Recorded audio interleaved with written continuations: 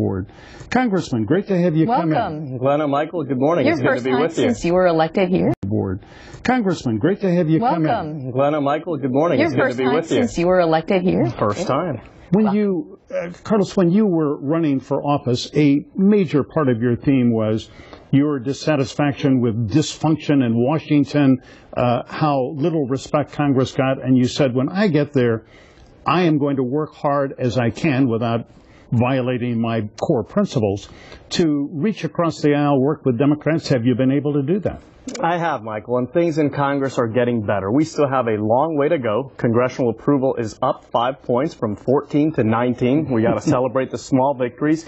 And there is a lot more reaching across the aisle than we've seen in the previous two Congresses. I, for example, have a bipartisan lunch group with David Jolly, a Republican from Tampa, and Gwen Graham and Patrick Murphy. We get together every month, talk about issues. Democratic Congress members. Exactly, and we're starting to put legislation together and to introduce legislation together. So, look, our country was built through compromise. The Constitution is the product of compromise. So now it's our turn to practice compromise and to move the nation's agenda forward. You know, this week I think you surprised a lot of people by coming out and saying what Jeb Bush, Marco Rubio has not said. Climate change is real.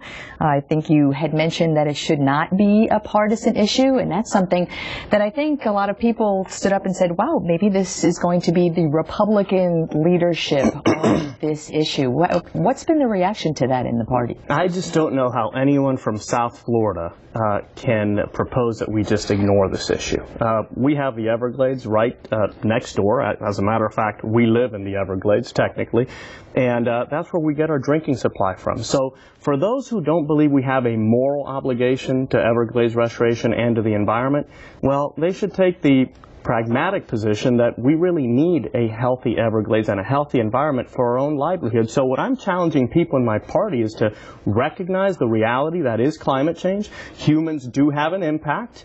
And rather than fighting on whose fault it is, let's start preparing for climate change, right? Rising sea levels, it's happening. Let's invest in the infrastructure we need to prepare for that. And let's also do everything we can without crushing our economy to prevent human influence on the environment. What's been the reaction, though, to that from your party?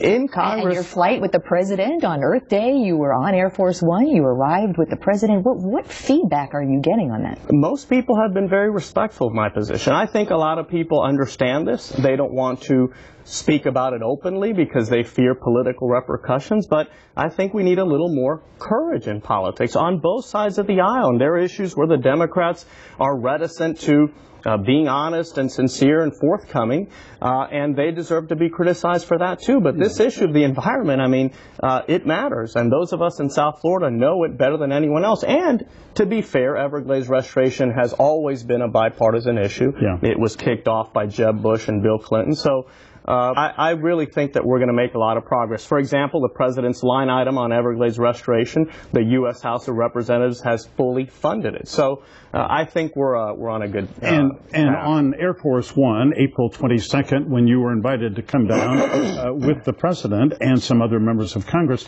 what did you talk? You talked about this very subject, I take it. We talked a lot about the environment. On Air Force One, we were with Bill Nye, the science guy. It was the president, Bill Nye. I was sitting in front of the president, and Patrick Murphy was next to me. It was a Congressman from West Palm Beach. That's right. And then when we got to Miami, I boarded Marine One with the president, and Pedro Ramos, the superintendent of Everglades National Park, was there, and he spoke extensively about the Everglades, about the environment. And I told the president, I said, look, we disagree on many issues, but here's an issue where I think we can work together. By the way, Cuba also came up during the Marine One ride, and there we did have some sharp disagreements. All right, well, that's the next question. All right, that is the next question. All right, so the president obviously is moving forward at a fairly fast speed, relatively speaking, to normalize relations. What did you tell him? Well, look, I put the president's actions with regards to Cuba in the context of his broader foreign policy, and we know he's at the table with Iran. We know that many of our allies across the world feel undermined by the President of the United States, so his policy with regards to Cuba was not surprising to me. I just think it's a mistake, and I told the President, I said, look, I think you've given away all our leverage in exchange for very little. Remember, all of this has been done in the context of the liberation of Alan Gross. So for holding an American hostage for 5 years unjustly, the Cuban government has essentially gotten all of the concessions that they ever wanted and then some. So I let the president know, and he pushed back, and it was a lively exchange. Although the president frames the changes in the context of, we've had a half century of policy that has not worked, let's try something else. And that's exactly what he told me. And I said, Mr. President, if your standard for the policy or the goal is regime change, and that's the only goal, you're right, it hasn't worked. But I don't think anyone is naive enough to think that our policy alone was going to topple the Castro government when Cuba trades and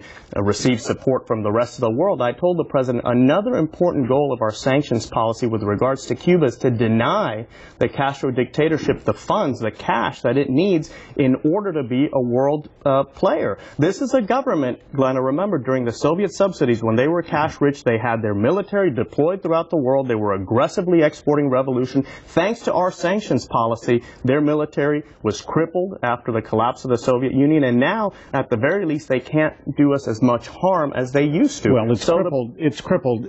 Their economy is crippled also because they're incompetent managers, and they have a state-controlled economy. It's not a capitalist open economy. Well, on May 29th, Congressman, as we all know, Cuba is going to come off the U.S. State Department list of state sponsors of terrorism.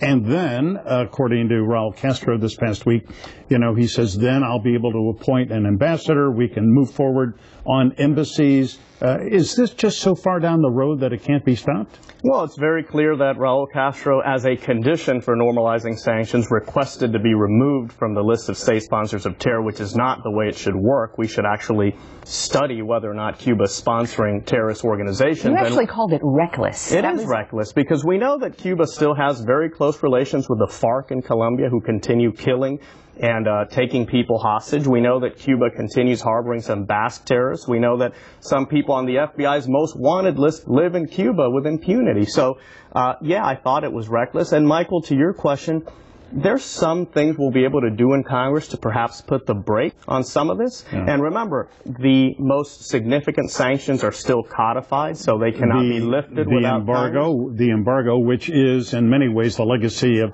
former Congressman Lincoln Diaz-Balart, was the leader on that. What's been the biggest change from making policy on a school board to making policy for the country?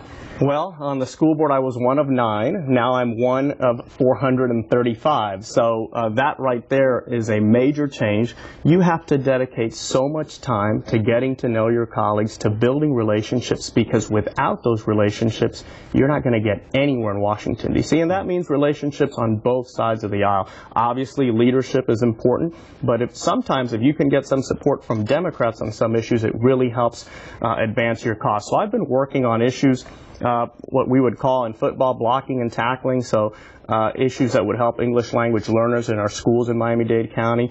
With Congressman Murphy, I represented a Foreign Spill Protection Act, would hold foreign oil companies to the same cleanup standards as American oil companies. And then more broadly, I've been working on... Was that aimed at Cuba by chance? Cuba, the Bahamas. Okay. The Bahamas are also drilling there, and it has an impact on the entire country. Yes. We think Mexico is going to expand their drilling operations soon. And right now, a foreign oil company is only liable for the first $150 million in cleanup costs, whereas U.S. oil companies are responsible, as we saw in the Gulf, for the full cost, which is about $14 billion. Yeah, you're talking about the nitty-gritty work of a member of Congress, and like that. We're glad to hear about it and glad you're up there working hard. And in the future, we will have you back, I'm sure, many times. Carlos Curbelo, great to have you come in this morning. Thanks so much. Anytime. Happy to be here. All right.